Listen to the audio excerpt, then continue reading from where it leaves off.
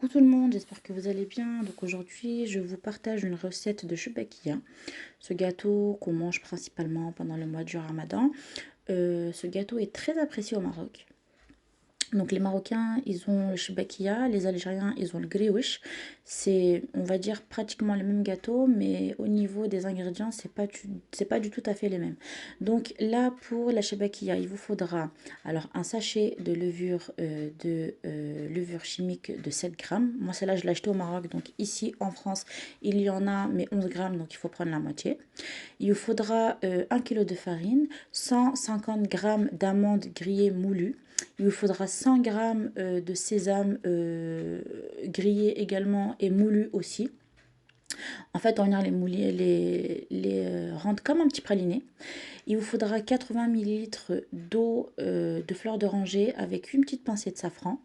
Il vous faudra 80 grammes de beurre fondu, 80 millilitres d'huile. Il vous faudra 190 millilitres d'eau. Après, ça dépend en fait la quantité, enfin au niveau de la farine. Donc ça se trouve, vous en aurez besoin de plus. Une pincée de sel. Il vous faudra une cuillère à café d'anis moulu et une cuillère à café de cannelle en poudre. Vous pouvez aussi mettre de la gomme arabique. Moi là, j'en avais pas, donc j'en ai pas mis, mais c'est facultatif. Donc, dans un premier temps, je vais venir, au début, là, je vais venir mixer mes amandes et mes sésames. Donc, et puis là, après, je vais venir tamiser ma farine avec ma levure. Et je vais venir ajouter mes amandes moulues et mes sésames moulus à la farine. Je vais venir mélanger. En fait, il faut que j'incorpore l'amande et le sésame dans la farine. Il faut vraiment bien mélanger. Donc là, vous allez faire la même. Vous allez bien incorporer avec vos doigts. Voilà. Vous allez bien faire, en fait, il faut bien faire pénétrer les amandes et le sésame dans la farine. Voilà. Et une fois que vous avez terminé, vous rajoutez la cannelle et l'anis moulu. Bien mélanger. Ensuite, on va venir ajouter la pincée de sel. Voilà. Et on va venir ajouter notre jaune d'œuf que j'avais complètement oublié de vous dire tout à l'heure dans les ingrédients. Mais vous inquiétez pas, de toute façon, je vais tout mettre dans la description. Donc, je suis venue mettre mon huile, mon beurre, mon œuf et mon vinaigre, mon eau de fleur d'oranger avec le safran. Donc là, je mélange le tout. Voilà, je mélange bien. Il faut bien ramasser la pâte. Il faut bien que la farine soit bien incorporée au mélange en fait d'eau, au beurre, etc. Il faut bien faire pénétrer. Et puis là, on vient mélanger avec de l'eau. On vient ramasser notre pâte avec de l'eau. Donc moi, là, les 190 millilitres ne m'ont pas suffi. Donc j'ai dû rajouter encore un petit verre d'eau. Donc j'ai dû avoir pour à peu près 210 millilitres d'eau. Donc là, il faut bien ramasser votre pâte.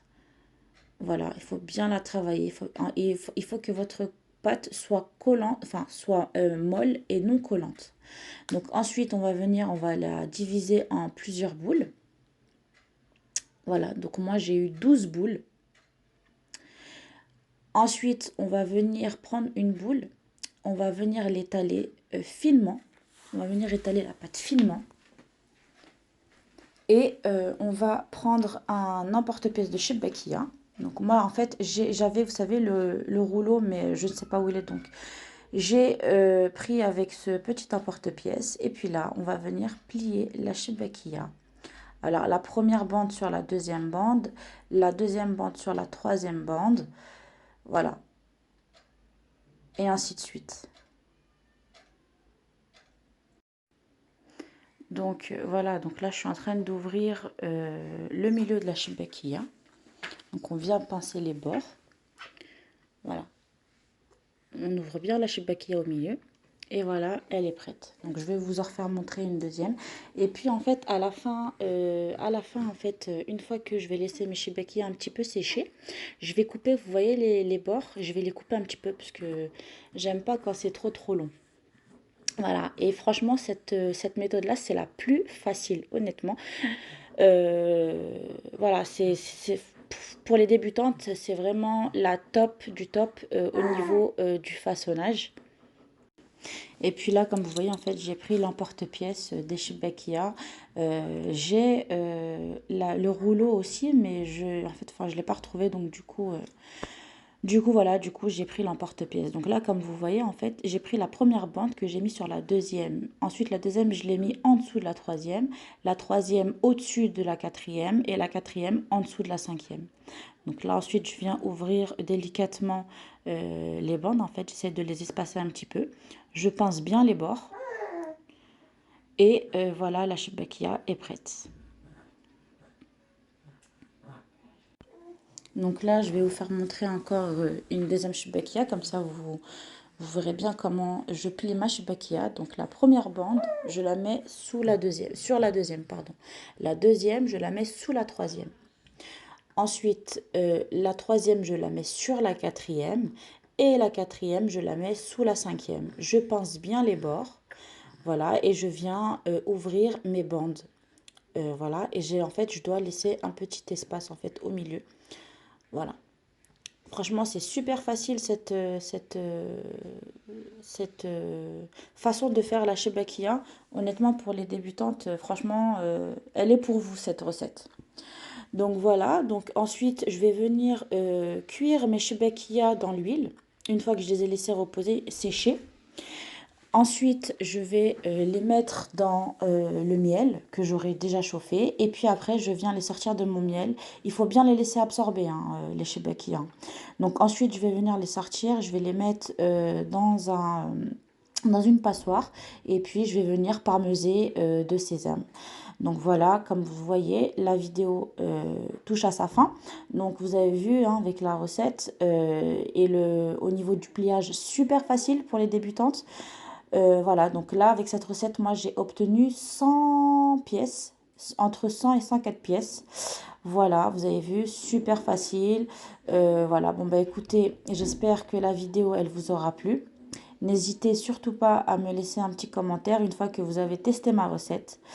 Et bon, bah écoutez, je vous souhaite un très très bon ramadan. Je vous dis Sahaf Turkum, Sahar Ramadankum.